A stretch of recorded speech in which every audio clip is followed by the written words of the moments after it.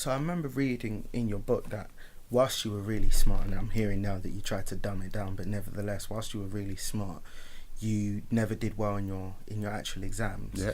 And you learned in your later life that it was because you were dyslexic. Yeah. But nevertheless, it seems as though you constantly underperformed when it came to exam situations. Even to the best of my knowledge, you got into some of the best universities in London to study law, but then your A-level grades just didn't match up. Absolutely. If you don't mind, could you tell us about kind of dealing with the disappointment of that, kind of studying really hard, then not getting there, knowing that you've got the mental capacity to be there, but but just not translating? Yeah, very true, because everything I do, I sort of apply myself. I Yeah. never like to cheat myself, whatever I do.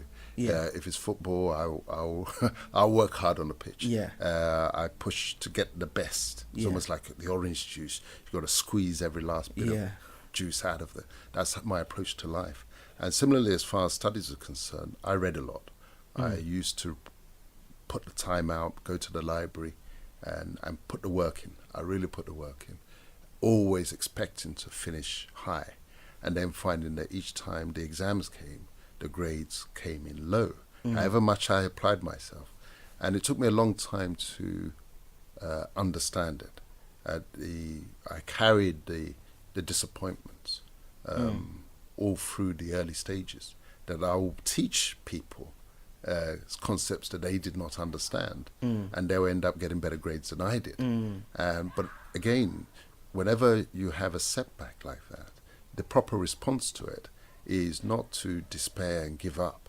The proper response is to face that difficulty and start asking, why is that happening to me? And looking for the solution. And it was when I became an undergraduate, I went to a Polytechnic, and Polytechnics were not the places you go to if you're going to be a top commercial lawyer. If your aspiration was to be a top city commercial lawyer.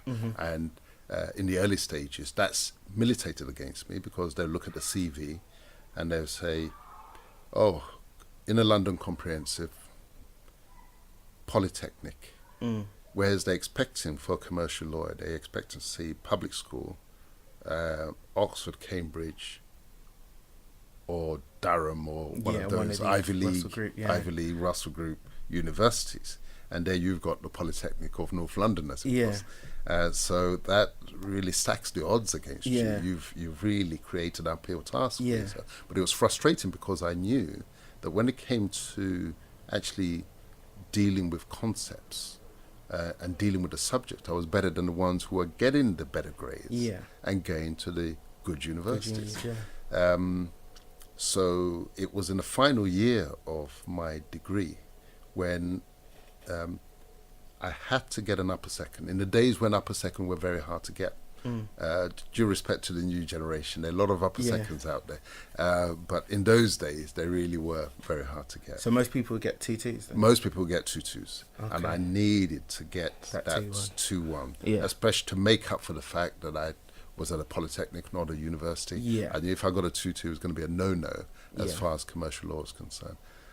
So your eyes were on commercial law? law? My eyes were fixed on commercial law, because I knew that I understood the concepts very well, and whereas criminal law was good enough, but that new frontier, I was already had my eyes on that. Okay.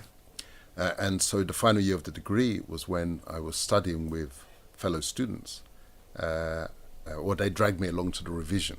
I used to like studying by myself, but I knew that I was technically strong, and they needed me there to help explain some of the law concepts.